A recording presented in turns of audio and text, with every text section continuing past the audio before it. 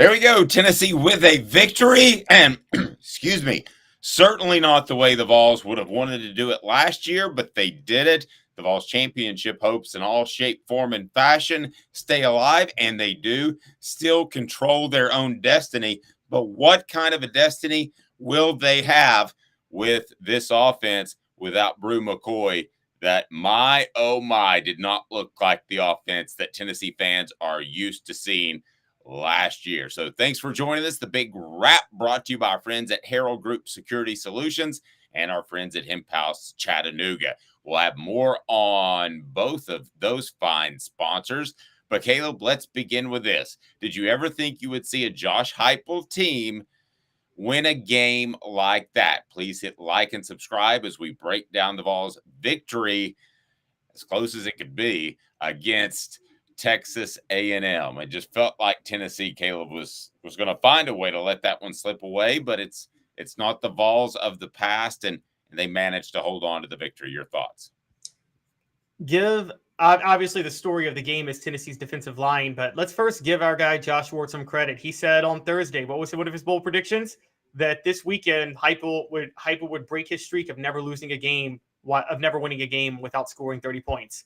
He barely broke 20, and he hit right at 20, and he wins 20-13. I was shocked by this, and honestly, guys, you can't say enough about. We were talking all year about how the defense could be improved. And I was saying low key, the secondary has been much better than last year. No one was really talking about it. The whole defensive unit just played superb tonight. I mean, they just played incredible. And by the way, the pass rush that we saw in the game, Max Johnson was under pressure all game. And if a lesser quarterback would have been sacked about 7 times, the only reason he was only sacked twice is because Max Johnson, I think you got to give him credit. He handled the pressure really, really well, given all the low throws and given what Tennessee was bringing. Tennessee played superb. Special teams, I mean, I'm going to have a post up a little later. Turning point of the game, a punt to the half-yard line, and then D. Williams runs back a punt for a touchdown. That punt return touchdown, that was still Josh Heupel. Not his offense, but Dave, he didn't go for the block when every coach in America would go for the block in that situation. And if you watch it, he dropped his players back, and A&M was expecting the block and was caught off guard on the return. It was brilliant coaching. No, I agree. And when we talk about what Tennessee was able to do, the defensive front, it was all about creating pressure for the most part. And James Pierce Jr. not only creating pressure, but in pass coverage at one point continues just to emerge as one of the best edge rushers, edge defenders in not just the SEC, but college football. He does. He was incredible in this game, and it didn't always show up on the stat sheet, although he did have a sack, but he hurried the quarterback 3 times. He was all in Max Johnson's face. And again, I mean, I want to say this multiple times. You got to tip your cap to Max Johnson, Dave. I mean, he played his butt off given how much pressure he was under consistently in this game. And he should have been sacked 7 times. And he single-handedly is the reason he wasn't sacked more. And James Pierce Jr. was a huge part of that. This guy's a potential superstar. I mean, I didn't like Leonard Little vibes that people were talking at the beginning of the year because I just think that's such high expectations, but they were right. I mean, Fred White was right. I mean, we're talking if he stays healthy, this might be the best edge rusher Tennessee has had in a long, long time. And that includes Derek Barnett. I agree because I think he's more flexible to be able to drop into pass coverage than Barnett, who I've got the utmost respect for. So let's hit up a couple of things that are on the message board, and let's start with Candy. Candy, thanks for joining us. I love Candy. That's because Milton is struggling with passing. Thank God for running backs and defense. Absolutely. Milton is still struggling with passing, and he made a couple of plays on the ground with his feet, which is good. We all know he needs to do that.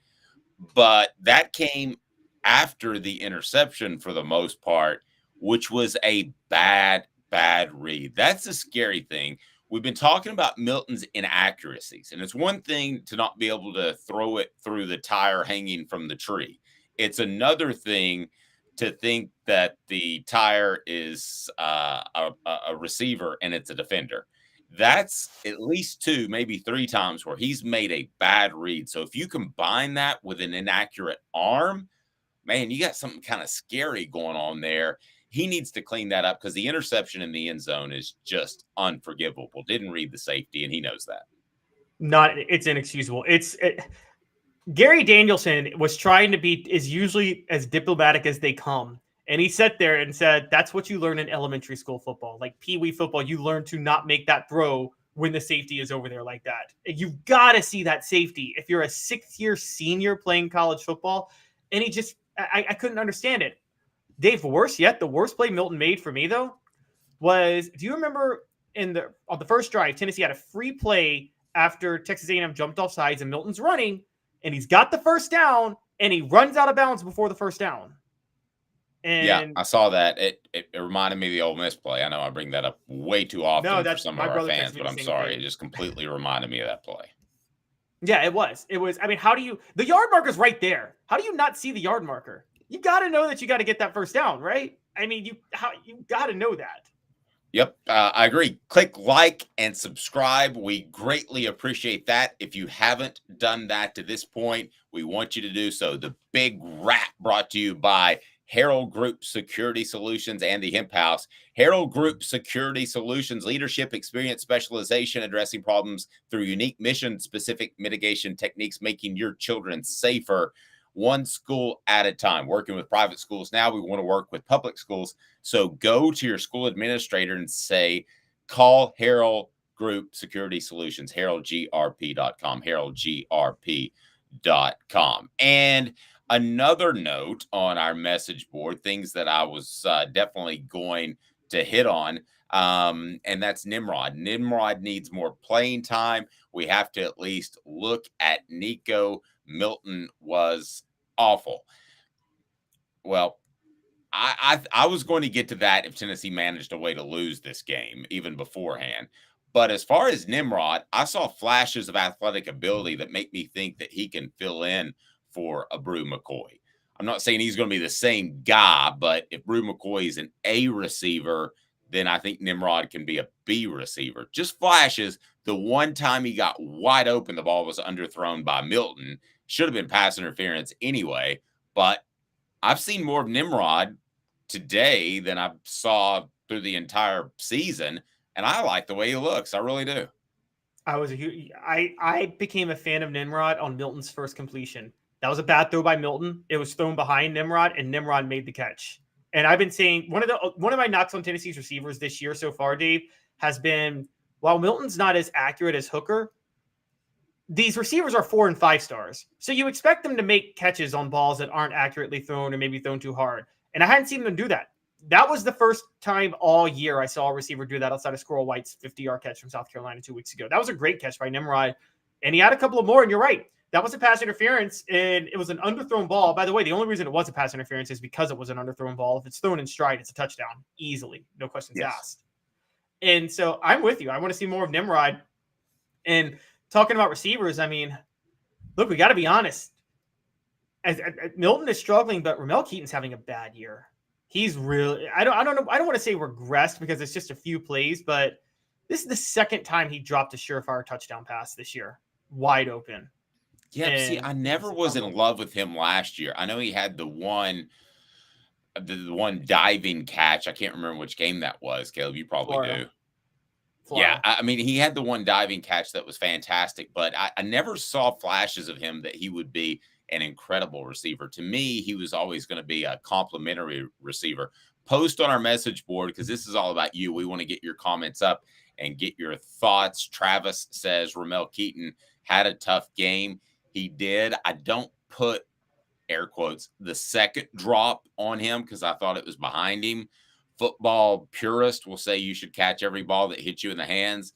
But I've said it before, Joe Milton throws a heavy ball. And if that slant's not on the money and out in front of you, it's coming hard and it's going to be really difficult to catch.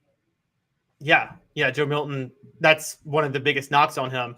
However, he actually had touch on one of the passes, and it was dropped, and it wasn't on Keaton. It was on Dante Thornton. That turned into a tip pass to McCall Castles. There was a nice touch on that ball, Dave. And Dante Thornton, the one time they put him in the game, what does he do? He drops it. And goes right off his chest. And that would have And been an easy catch for a touchdown. Travis beat me to it. I just asked the question. And Jimmy Himes, if you didn't read or listen to him, he's with us each and every Wednesday as we broadcast live at 10 a.m. via YouTube, wherever you stream. And Jimmy said, play D. Williams on offense, get him the ball on offense. They didn't get him the ball on offense.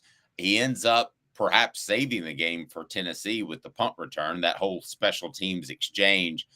But Caleb, I just don't think it's in Josh Heupel's mindset to play multiple receivers on his offense. He stuck to the main three last year. I think he's going to stick to the main three this year, and that's just the way he rolls. And you've said you like that, and I think you have to do that because of high tempo. You don't want to sub, but man, it would seem like you could get D. Williams it seems like you could get him involved somehow. He's just too explosive. he is. He's very explosive. Again, that touchdown was more than just about D. Williams, although D. Williams did most of the work. Texas A&M wasn't prepared for punt coverage because they thought Tennessee was coming for the block.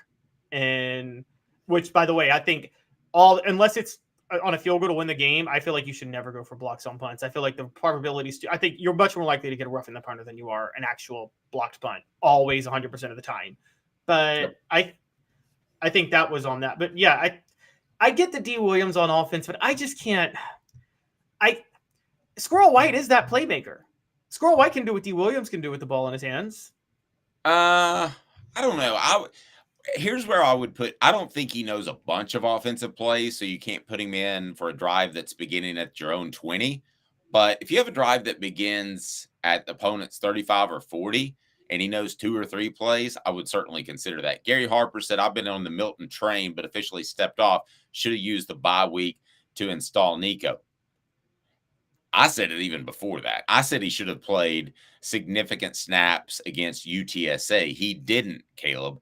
Tennessee, I told you in the offseason, and I hate it when people say I told you so, they're in love with Joe Milton. Tennessee's coaches are not going to make a change barring a disastrous couple of outings or an injury. Caleb, I'm telling you from inside sources, it is not going to happen.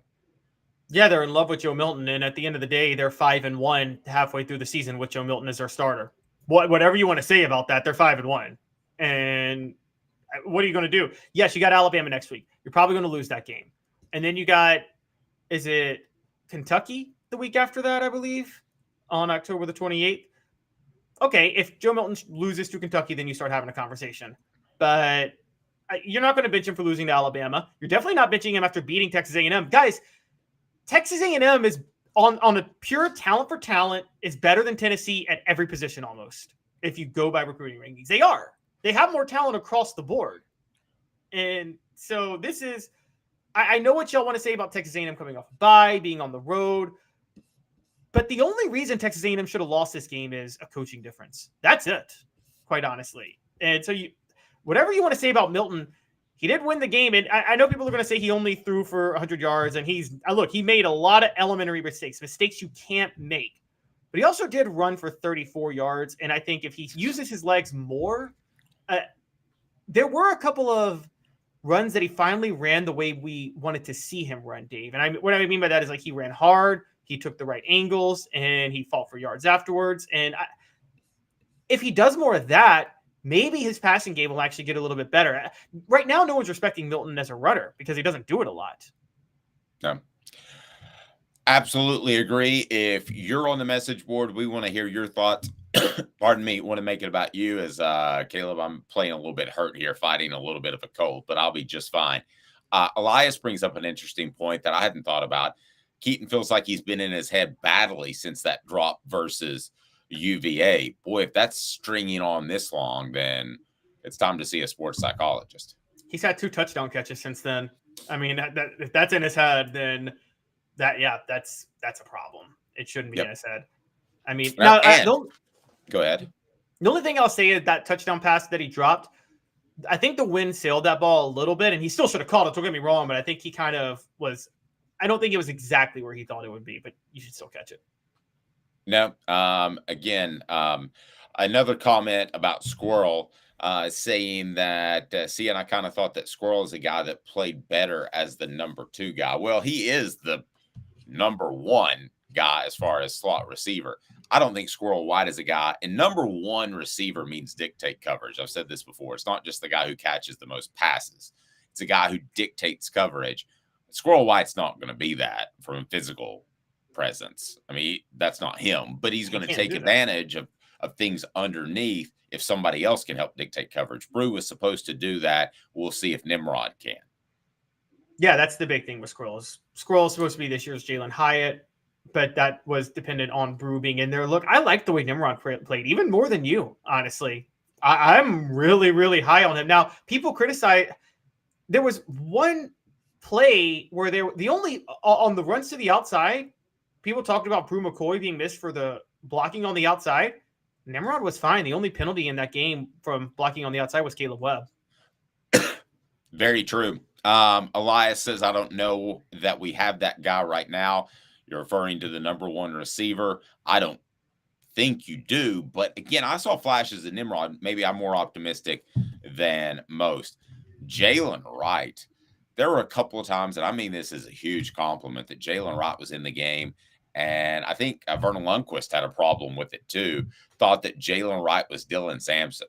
That tells you something about Jalen Wright's ability to make people miss, which he relied on too much previously. But here's what defenses have seen. They've seen a tougher Wright trying to run through would-be tacklers. So now they're getting beat by the quick moves. And that's something that he's going to continue to benefit on. Again, hit like and subscribe. We certainly appreciate that. But I like the way that Tennessee is going about these running backs. While I think Wright is the number 1, and there's no question about that, he is, and it was Brad Nessler, not Vernon Lundquist. Sorry about that. I think that Jalen Wright is clearly the number 1, but I do like the fact that they're willing to continue to work Small and Sampson in and figure out who has the hot hand.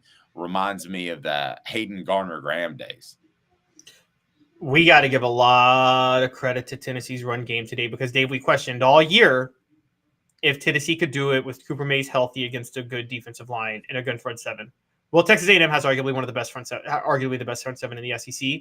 True, Edgerrin Cooper got hurt in this game, but that still doesn't take away. They ran for 240 yards. I mean, that is a huge deal. You got to give them a ton of props. And I think Tennessee, look, this is going to be their offense the rest of the year. Now, there is an issue. The left side of the line is still a problem. John Campbell is raw, and so he's going to make a mistake here or there at left tackle, and they don't have a left guard. Don't come to me that Ollie Lane just didn't have time to prepare at left guard. He had 2 weeks now, and he played horrible in this game. He single-handedly killed a drive by himself. Yeah, and Smoky Mountain Red brings up a good point. Maybe you and I disagree on a little bit, Caleb. You said Squirrel White can bring what D. Williams brings. I think they're similar athletes. I think D, though, as Smoky Mountain Red says, D breaks ankles, Squirrel outruns them. I do think D is a little shiftier than Squirrel. Heupel's not. Yeah, but I feel like Heupel's system doesn't as much involve. That's having the ball in open space and making a play. There are not a lot of plays in Heupel's system that calls for that. If you know what I mean. I know there are screens and things like that, but there's not like that play where you try to get the receiver the ball on a catch 5 yards down the field, and then they try to make plays in open space and become a massive threat. It's more running, or a quick slant, or you hope you beat the defense over the top. Go ahead and get on board now. We want to hear from you, and you can post on the message board, and we'll pull up your comments and address those. So we appreciate the people that are online now. Go ahead and click that like button, comment away, and we'll go through them all before we're done. It was just a monstrous win for Tennessee with Alabama on the horizon and the ability to keep championship hopes alive. I know it seems unlikely that Tennessee would beat Georgia at this point, but everything they wanted to play for is still on the table as of mid-October. What more can you ask for after a Florida fiasco? Yeah, exactly. Tennessee being 5-1 going into Alabama, that wouldn't have been the goal. They would have wanted to be 6-0, but hey, being 5-1, you're right. They're where they want to be at this point. And I think that Look, the Florida game was a fluke game. We know everything that went into that, but with this Texas A&M win, they're going to Alabama. You might as well be undefeated. The Florida loss isn't going to mean anything at the end of the year. No, I agree. Totally agree. Saban is going to force Joe to throw, might be a disaster for us. That, according to Travis, that's exactly what Nick Saban is going to do. And Does I anybody would have faith in think Jalen there's a good. Milroe? What's that? Jalen Milroe from the other side, though. I don't have a lot of faith in him. But defensively, here's what I'm going to do. I'm to the point where I'm not scared enough of Joe Milton's deep arm, where I'm not even playing deep anymore. I'm going to start to roll defensive backs up and take everything away and get more involved in the running game. If you didn't officially know what Tennessee's offense was a month ago, I felt like this is the direction it was going. This is what they are. They are a running football team who is going to have to make a couple of plays here and there. And when I say running football team, I'm including screens. Those are extended runs, Caleb. That's exactly what this team is. And there's part of me that says, hey, they should play Nico and they should have had him more ready. I've written that before. There's another part of me that has a lot of respect for Josh Heupel in being able to do something completely different than what he wants to, because this is like a triple option offense going to a run and shoot, Caleb. This ain't easy what they're doing. No, yeah, I said it on Tuesday. This is Josh Heupel. He's literally Steve Spurrier at South Carolina instead of Steve Spurrier at Florida, and he's accepting it. And you have to give him credit for that. And look, Tennessee's moving the ball. They got into Texas A&M territory consistently in this game. I mean, you take away the Ollie Lane holding penalties on one drive, the Javonte Spraggins face mask, which turned a touchdown drive into a field goal drive, the Joe Milton interception, the 4th and 3 where they kicked a long field goal and probably should have gone for it. I mean, you're looking at how many times Tennessee easily. How many points did they leave on the board? They left more points on the board than Texas A&M did. I'll tell you that. Yep. You may be new to the program. If you're just seeing us, hit that subscribe button. Do it now, and we're going to answer your questions on the message board. We have Smoky Mountain Red saying we have some stubborn good coaches. That is so true. Stubborn good. They don't often go hand in hand, but they are stubborn. They are absolutely going to do what they're going to do, and that includes not going to Nico, and they're not going to. An anonymous trucker, you can use your real name, got to get Ia Maleava involved in Tuscaloosa next week. Wow. I know Casey Clausen made his first start against Alabama, but that was a way different scenario. Had Tennessee lost, I was going to make the argument that you've got to go Nico from this point forward. At least get him a couple of real series in the first half against whoever, Alabama. I'd probably name him the starter against Alabama, but that would be a very aggressive move considering you have championships to play for. You got a senior quarterback. Yeah, you're not making the change at this point. You're going with Joe. You're going to be the running offense with Joe. Now, what I will say is just change up the offense. You just said it. Run the triple option offense. Bring it back, Dave. Run it from the shotgun. Have Joe Milton back there with Jabari Small and Jalen Wright, and just have him make reads each time. I mean, you might as well at this point, because I think they ran the option play one time in this game, and it was a huge gain. They could do more of that, and Joe Milton is big enough to take those hits. I love Travis. Travis saying, my goodness, our running backs are the Hooker show of the NCAA. Simply the best. Greatly appreciate that. Thank you. As we're live each and every week. What's that? You point out how stubborn good the coaches are, and I agree. I'm going to point out how stubborn bad Jimbo Fisher is, because Tennessee should be thanking him for this game too. Burning a timeout to save a 3rd and 11 when you know you're going to need that timeout late in the game, that was a massive fail. And then on top of that, the end of the half, you got 3 timeouts left, and you played for halftime. Yep. Like, it is. But you know, it's not even that to me that would bother me if I were an A&M fan. What would bother me is the fact that his team just fundamentally makes so many mistakes. Just on and on and on. It's just the little bitty things that throw a drive or a defensive stop off kilter. It's just, man, it's just incredibly. The stuff David has to be incredibly frustrating, because you shouldn't be having that in year 2, much less what is he in year 5, 6? 6. You're 6. Yeah, you're 6. I mean, this was it. It reminds me. That's why I brought him up. Like David Cutcliffe was like the king of with the offense. Like he knocked out every little mistake possible that could be made to kill a drive when he took back over Tennessee in 06. I'll never forget that. Yep, it was neat seeing Eric Berry out there, which leads me to this. I want you to fill in the message board with this, and it is today's tough question on the Big Wrap, brought to you by Harrell Group Security Solutions and the Hemp House. Today's tough question is right about now, I think. Yeah, let's go ahead and get to today's tough question. I've lost it. There it is.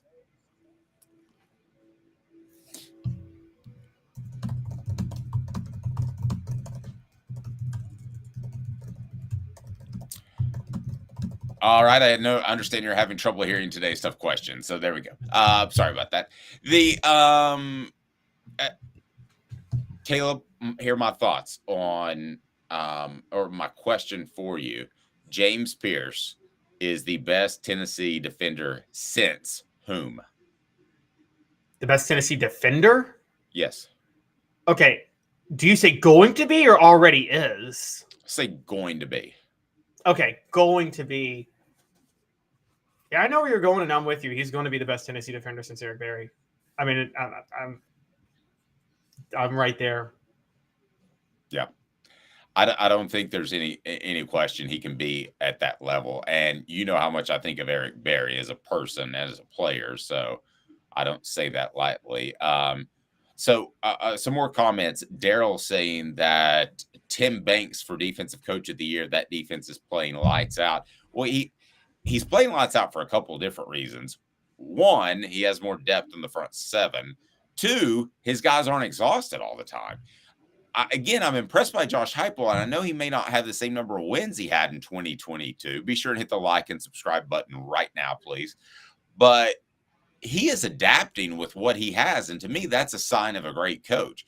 He doesn't have a great quarterback. He doesn't have a great senior quarterback that's a starter. He doesn't believe that the other guy, the freshman Nico, is ready to play, yet he's making things happen with a defensive front that's very good. He's slowing the game down a little bit, which gives the defense more of a chance to rest. It's complementary football, and that's something that I didn't know if Josh Heupel was capable of, but he is. Yeah, and that was the big deal of while Tennessee didn't score on a lot of drives, they moved the ball on a lot of drives, which helped their defense a lot.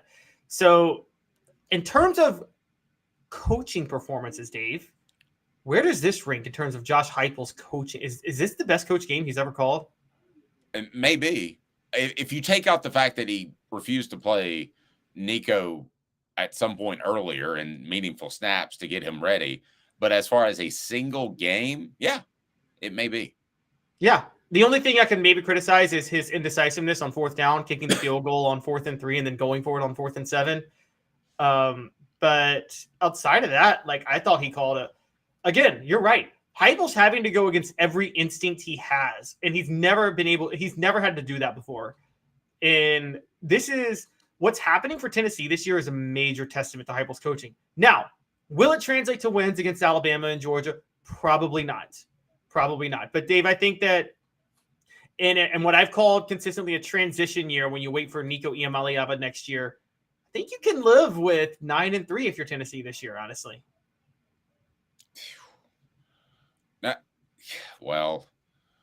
Not if Nico shows up at some point later in the year and is lights out. If Milton were to get hurt or opt out of the bowl game, as you suggested, and Nico's lights out, then you're going to look back and say what could have been. Maybe not fair, but that's a factor. Keaton and Thornton are underperforming at wide receiver badly. We need to cycle them with Cam Selden and company. In other words, guys that don't play. I think Thornton's already there, guys. I think he played 2 snaps. I think that ship has sailed. Yeah. Yeah, he played 2 snaps in the game, and one of them was a 3rd down slant that he dropped that another transfer, who I wasn't as high on as Dante Thornton, bailed him out of because McCollum Castles called it off a tip on a 3rd down. And so, yeah, he played 2 snaps. Speaking of tight ends, shout out to our guy Jacob Warren, had a touchdown, by the way. He just keeps catching touchdowns. I've asked him if he would do like a big O sign, like with his hands. You remember like the old Alabama thing where they had for off the hook, but I haven't talked him into that yet. Miami We're with the working on U. that. Was that Yeah, the U that remember when Derrick Tinsley threw up the U when he scored that touchdown at Miami in 2003? That was great. I do, barely. Daryl saying Joe holding Tennessee back, and immediately somebody agrees with him. Guys, I think it's just where I mean that's what it is. I mean, Tennessee is not going to play Nico by every source that I've talked to. It's just not going to happen unless Joe has like 2 disastrously bad games or gets hurt. So that is exactly what Tennessee is, Caleb. And Joe Milton's going to continue to hold them back. You can say glass half full, Josh Heupel's making adaptations to still continue to win games, or you can say glass half empty, why the heck isn't Nico playing? But guys, this is what Nico could have very well been in the offseason. We heard all this offseason hype about how he's worked on his accuracy and is not going to get a problem, not going to have a problem. I go back to SEC Media Days, and he was so uncomfortable talking about his accuracy that made me think that he was still a little uncertain about it. So, yes, I think Joe Milton is holding Tennessee back at this point. Elias says, truly believe Tennessee's run defense is better than Alabama's. They gave up 171 to South Florida. Probably going to be an ugly game again, but I like our chances. Well, I don't like your chances winning this sort of a game on the road. I might like it better if it were at home. Well, I'm going to say this. Texas A&M's run defense is better than Alabama. And look what Tennessee just did to Texas A&M's run defense. And that's to me the story of the game, that that Tennessee was able to run the ball as effectively as they did against Texas A&M. I know Walter Nolan got hurt, but Walter Nolan was in most of the game. Yep, no, he was, and we hate that for it looks serious. We hate that for the Powell High School alumni of mine. Daryl saying the way the defense is playing, put in Nico, and we win the national championship. Maybe a little bit strong, but let me ask you this: do you have a chance to win the national championship with Joe Milton at quarterback? I don't know. I don't. You don't. So. You don't. And I'll also say this with Joe Milton. Here's the thing. The whole, usually you have the senior start over the freshman because of the experience, and even if he's not as good, he can be a game manager. You can't trust Joe Milton to be that. He makes mistakes that freshmen make, Dave. What mistakes could Joe Milton make? Or what mistakes can Nico Iamaleava make that Joe Milton doesn't make? I mean, none. And I can tell you from what I've been told, he's going to get the ball out quicker, which will help accuracy and hitting guys in stride, which Joe Milton apparently cannot do at this point. Trevor saying that along those lines, Dave, you have to agree that Nico would be better. I thought it should have been an open competition before the season. I thought that Nico should have gotten meaningful snaps against UTSA in the first half. Should have at some point played. But what was the game that Milton was injured his knee for just a second? Well, I think he injured it against Texas San Antonio, and then he had the knee brace against South Carolina. Okay. The Texas San Antonio game, that would have been the perfect opportunity to put him in the second half and not raise suspicions that you like Nico more than Milton, because you say, hey, Milton was hurt. The game's sort of in hand. UTSA, run him out there in the second half. Those are still meaningful snaps. Trevor's saying this is a joke. This is where it starts to brew, Trevor, and I don't blame you. It's how quarterback controversies begin, because you got a guy that's really highly touted on the bench, and you got a guy that's still struggling on offense, and you've seen the whole offense change because of his inefficiencies. Trevor says, both of you, do you not think with better quarterback play, this game would have been a blowout? It would have been completely different. May have been a blowout, but they wouldn't have even gone into this game with the same game plan with Hendon Hooker or a really good Nico at quarterback. You went into this game saying you're going to have to win it ugly, going to take a couple of shots, may hit on them, but if you don't, then you're going to have to win what looked like it was going to be a 14-13 game at one point. Yeah, I mean, and honestly, I thought it was going to stay at 14-13. I'm not going to lie to you. I was shocked Tennessee got 2 field goals at the end of the game. But, yeah, no, it did look like that. And the funny part is You're right. It is hard to say because if they change the game plan for Nico, do the receivers still make plays? Look, there's still some issues at receiver right now that I don't think people are appreciating. But maybe that's because it is possible, Dave, on the other end, maybe we're being too hard on the receivers. Is it because they're not getting into a rhythm because they're just not getting enough balls thrown their way? That could be the case too. I wouldn't argue with that if that were the case. Justin saying Caleb agrees Dave is on the inside and can't say what he really wants about Jay Milton, which I respect. Here's the other reason I can't. I've been a little bit softer on Milton since the season began is because, he's such a good guy and such a good leader from everybody that I talked to, including Cooper Mays and Jacob Warren on the Vol Report, which we'll have up on Sunday, that, man, I guess I wanted deep down as a nice person for things to work out for him. But I feel like that ship has sailed. I just don't know that he gets better in the middle of the season at this point. I don't either. Unless there's a Jonathan Crompton renaissance in 2009, Dave, which you remember very well covering. I do. I mean, that is still the most inexplicable thing to me I've ever seen because Crompton struggled so much his whole career at Tennessee. And then the midway point of his senior year, just a switch flips and he balls out the rest of the year. I can explain it. A lot of bad coaching that affected his confidence. And then a bad quarterback coach in David Reeves that was told to go stand on the sideline so that Lane Kiffin could work with him closer. That is exactly why Jonathan Crompton resurrected his career in the second half of his final year of eligibility. Daryl saying Jimbo, or Jumbo as he calls him, not worried. He loaded. I really think he brought in Bobby to be Texas head coach. I don't know if Bobby Petrino is going to be the next Texas A&M coach. Milton threw another pick today, according to Bolden. And I'm never going to be the guy that points to officials. But I thought the officiating again in this game was pathetic. And I think when it's been bad in Tennessee's football games, and I'll tell you the opposite, I think it's been bad against Tennessee. I think there have been 3 games where the officiating has been really bad. And in each incident, I thought they hurt Tennessee.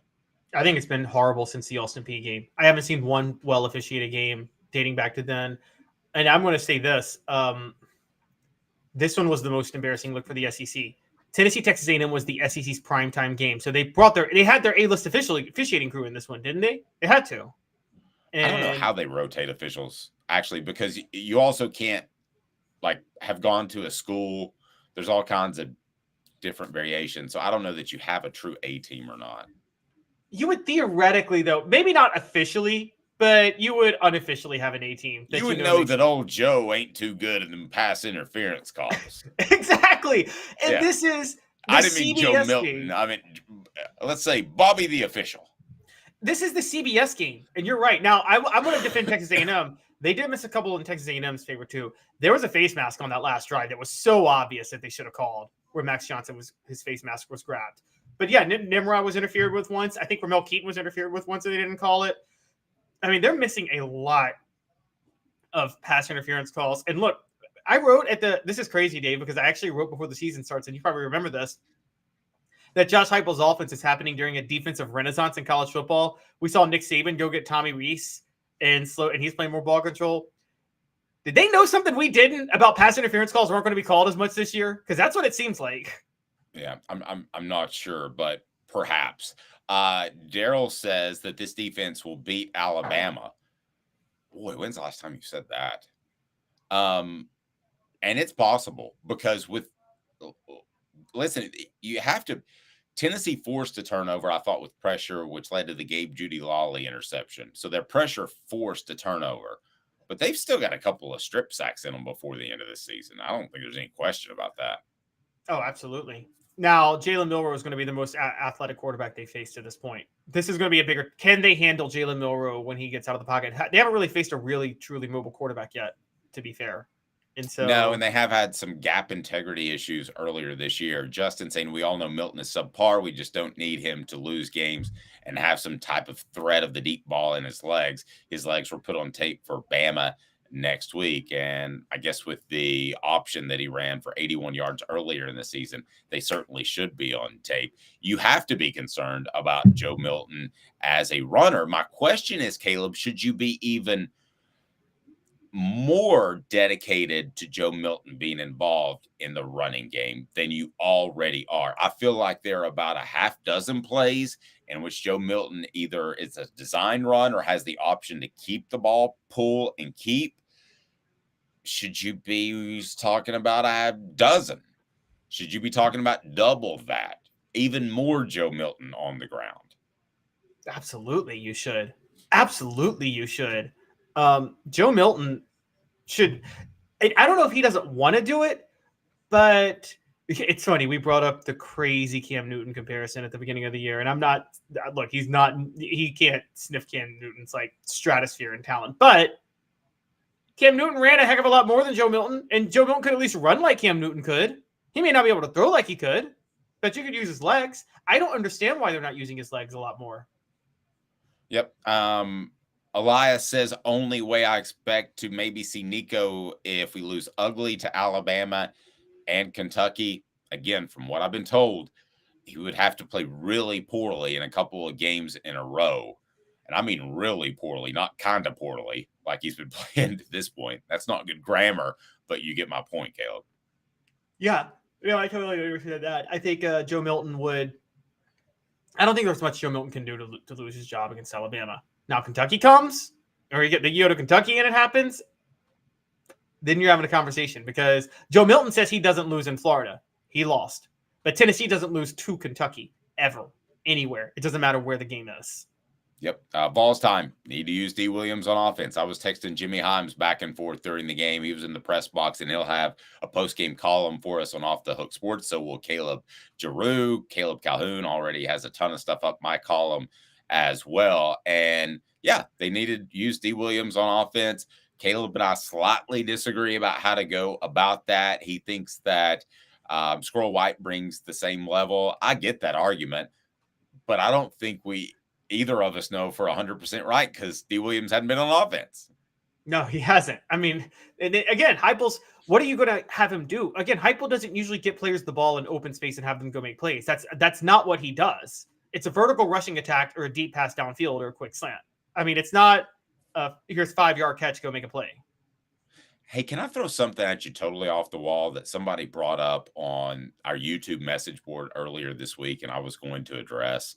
And this is going to sound like crazy talk, but I'm going to put it up there. Vols time, Gaston Moore probably would do a better job at this point. He's the walk-on quarterback. He is not highly touted like Nico. He is not experienced like Joe Milton. But could he step in?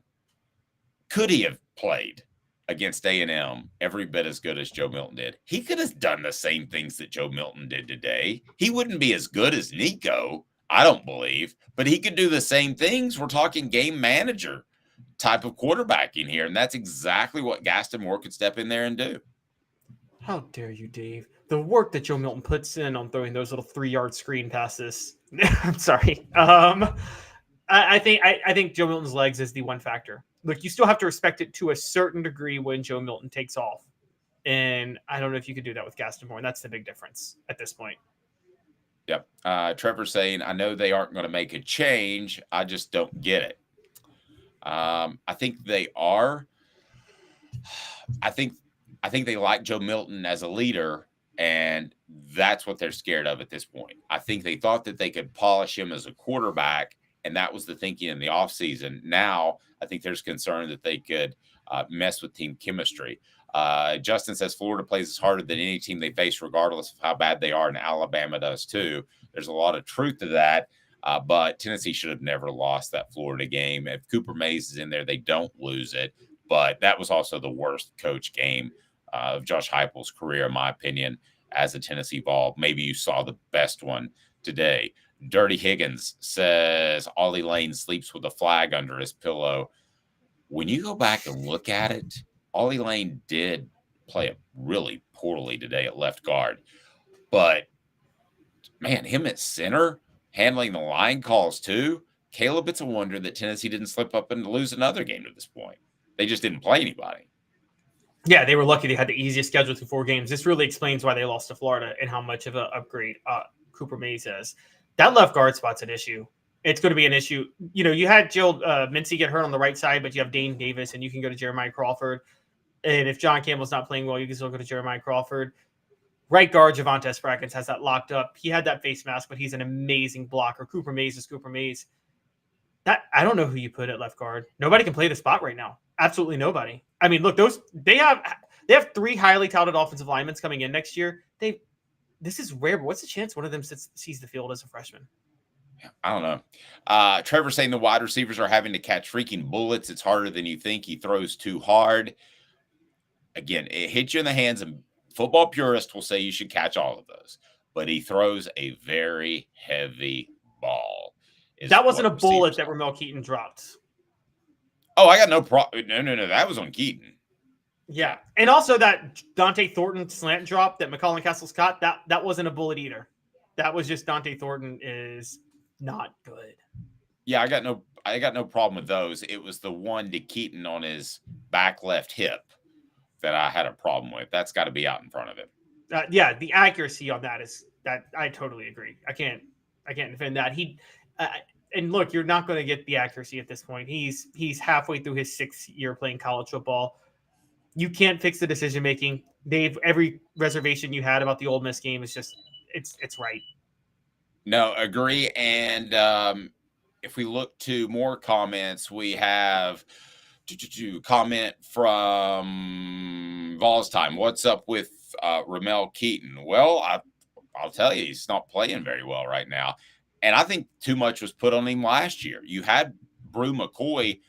Again, he was the wide receiver 1, and he was pulling coverage over. So I thought it was much easier for Mel Keaton. I never saw flashes of athletic ability that made me think Keaton could be an all-SEC player. Not even close. No, I'm going to be honest. I drank the Kool-Aid. I did. Just his catches and physical coverage last year where I was very impressed with him. And again, he was it's funny, Dave, you're the guy who covered recruiting, but I just couldn't believe that Ramel Keaton would struggle this much as a 4-star coming out of Marietta. And I mean, if we remember, Ramel Keaton was the more sought after star in that class. And no one thought Cedric Tillman would beat him out to become a wideout. Nobody did when Keaton arrived on campus. I mean, Tillman was a 2-star in 2018. Keaton comes in as a 4-star in 2019. And you're thinking when Jennings and Marquez Callaway and Josh Palmer go pro, you think Ramel Keaton comes in and you're like, thanks, but no thanks, Cedric Tillman. And it's not the reverse, but yeah, he's in his 5th year and you're still not seeing him play like a highly touted recruit he was. Yep. We will visit with Spencer Riley on Monday to get his thoughts on the offensive line, but I bet he's not going to be real high on Ollie Lane. I would imagine that. Tracy saying, I think I'm about ready for Nico. Guys, I told you I had doubts about Joe Milton in the offseason. I wanted things to work out for him, but I think that's where he is. This, according to Elias, and we want to hear your post on the message board so we can get to more of them. Looks like to me, Milton hesitates with everything, including running and constantly getting the ball out late passing. Completely agree with that. The ball needs to come out, especially with this offense. I was watching a couple of other games last night, and there were some quarterbacks. Shedeur Sanders was one. He blew the game against Colorado. That could kind of float around like a Bryce Young, and he doesn't have to get it out when he hits his back foot. But that's the way this offense is designed, and I don't see Joe Milton ever doing that, Caleb. No, I never see Joe Milton doing that, and his pocket presence is a huge problem. I mean, even on his sacks, yeah, some plays get blown up, but he doesn't know where to step in the pocket, and it's consistently a problem with him. And it's something that, look, Hendon Hooker, that was his biggest improvement from 2021 to 2022, and I felt maybe it was just about Cooper Mays being healthy. But Cooper Mays is healthy now, and Joe Milton is still having the same issues. So it's a problem. Tracy saying, I went from Joe rest of the season. It's hard to watch. Or from Joe to Nico the rest of the season. It's hard to watch. And just hypothetically, Charles says, what would you think if Nico was the starter next week? Would you feel better about Tennessee's chances to win at Alabama with Nico at quarterback instead of Joe Milton? I mean, I probably would. I'm not going to lie. But at the same time, look, there may be a philosophy that you're right. There's a leadership thing, and you don't want to split the team mentally, and maybe Nico's not there yet. You don't want to say Joe Milton's not making mistakes because he is making mistakes. I mean, he's not just game managing, Dave. He's like actually almost losing them the games and they're winning. And so that's what's so crazy about this. But so I can't really defend that. I think he just doesn't want to split the team. And I think Heupel has a lot of confidence in the talent around the team right now. And look, the defense is, we got to say, the defense is really, really good. This is a really good defense.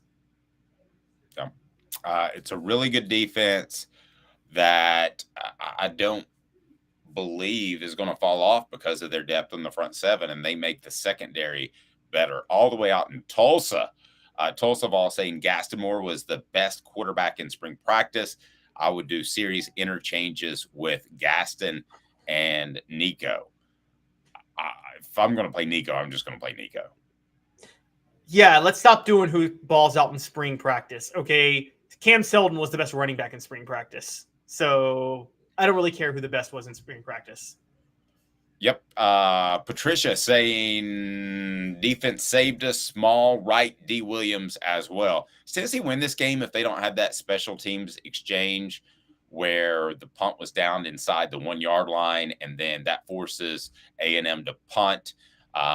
Tennessee wins 20-13. D Williams has a touchdown punt return. Do they win if not for that special teams exchange? No, I don't think they win for that at all. I mean, that's the only reason Max Johnson threw those interceptions late, trying to make a play. He wouldn't be doing that. They'd be running it to try to get out of there with the win. So no, they don't win that game. I said it, the punt, and I'm going to have a column on this later today, was the turning point of the game. Jackson Ross is a heck of a punter. Tennessee's punter you again with him. Yep. Caleb, are you on board with keeping Joe the starter? Yes, and largely just because you don't want to split the team, and I think you can do what you need to do in a transition year this year, and then you could have Nico fully ready to go next year. Well, and Dave, we don't know how good Nico is under the lights when the game starts. No, and I think you keep the conservative route as long as championships are at play. If you wanted to take the aggressive route, you should have done that before the season. Tennessee did not do that. This, according to Noah or Nathaniel, just not the third, Vols did what they needed to do for the win. Bama is going to be hard, but I'm not counting us out. I don't either. I don't count Tennessee out of any game, including Georgia, although they continue to play well, because I think the SEC as a whole is down. And I think when you have a strong front seven defensively, you can win games that you shouldn't win. Yeah, that changes everything in college football is the line of scrimmage if you have that. So I totally agree. I think that Tennessee could really win any game going forward. For the record, guys, those wanting to have Nico start, wouldn't be the first time Tennessee switched quarterbacks with a pretty good record against not 2000 Clawson, Alabama, but against a very good Alabama team. Go back to 1989. Tennessee was 5-0 with Sterling Hinton. They bench Sterling Hinton and go to Andy Kelly at Alabama. It is interesting to me that there is a quarterback controversy on our message board, and people are not coming away feeling good about the win more than they are feeling bad about Nico and that it's not going to be good down the stretch. I warned you. I wanted to be wrong because I think he's a great guy and a great leader by everybody I talk to. Just telling you, accuracy is something innate. Larry Bird was a great shooter. You can't go out there and practice enough to be a great shooter. Certain guys just have that innate ability, and I think accuracy is the same thing. I could go out there and practice for a year shooting free throws, and I'm not going to beat Reggie Miller at a free throw contest. It's just not going to happen. He is Caleb Calhoun. I'm Dave Hooker, the Big Rap, brought to you by Harrell Group Security Solutions, making your children safer. Tell your school administrator, avoid tragedy, and go to harrellgrp.com. That's Harrell Group Security Solutions. Tell them it's important. These are not just regular old security guards. These are highly trained individuals that want to make your kids safer, and also the Hemp House. So the Big Orange Crunch on Sunday only. Go to Hemp House Chat with 2 T's, Hemp House Chat with 2T's.com. It is 50% off Sunday only after the Vols win. The Big Orange Crunch. And certainly you need to trust the Hemp House, the premier hemp dispensary online with a wide variety, great selection, and strict standards to ensure you only receive the best in CBD or Delta products. He's Caleb Calhoun. I'm Dave Hooker. This has been a presentation of Off the Hook Sports. Tennessee wins 20-13. Championships hope still alive. But Joe Milton, questions continue for Caleb.